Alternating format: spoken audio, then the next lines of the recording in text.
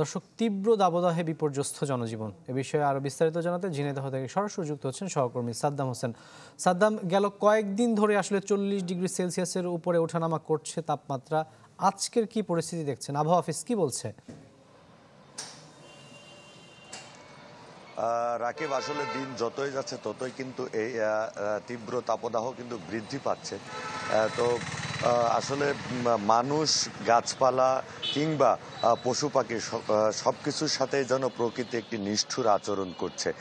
তো এখানকার যে আঞ্চলিক আবহাওয়া অফিস রয়েছে তারা বলছেন যে আসলে গত কয়েকদিন কিন্তু 40 ডিগ্রির উপরে তাপমাত্রা রয়েছে, 41, 42 এবং গতকালকেও প্রায় 43 ডিগ্রি সেলসিয়াস তাপমাত্রা রেকর্ড করা হয়েছিল। আজকেও সকাল থেকেই কিন্তু সূর্যের তাপমাত্রা অনেক বেশি। আসলে এই তীব্র তাপদাহের কারণে বিশেষ করে যারা নির্মাণ শ্রমিক রয়েছে, ভ্যান চালক, ইজি বাইক এবং মাঠের যে কৃষক, তারা কিন্তু বেশ কষ্ট হচ্ছে তাদের। কিন্তু আসলে জীবন জীবিকার তাগিদেই কিন্তু এই তীব্র তাপদাহ ও প্রচণ্ড গরম উপেক্ষা করে তাদের কাজকর্মে যেতে হচ্ছে।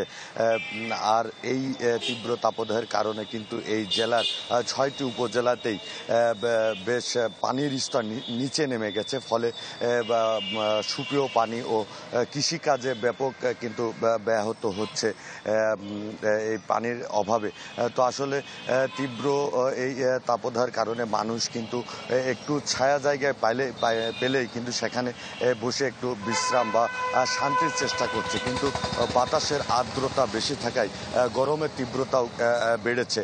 তো আসলে এই তীব্র গরম ও প্রচণ্ড তাপদাহের ফলে মানুষের কিন্তু জনজীবন বেশ বিপর্যস্ত। তো সবাই কিন্তু প্রতীক্ষায় আছে একটু বৃষ্টির অপেক্ষায়। তো এই ছিল ঝিনাইদহের তাপমাত্রার পরিস্থিতি। রাকিব, ধন্যবাদ সাদ্দাম। দর্শক, ঝিনাইদহ থেকে আবহাওয়া পরিস্থিতির সবশেষ খবর জানাতে যুক্ত হয়েছিলেন সহকর্মী সাদ্দাম হোসেন। 1, 2, 3 ঢাকায় জমি জিতে নিন 100% ক্যাশব্যাক সহ 20 কোটি টাকার পুরস্কার।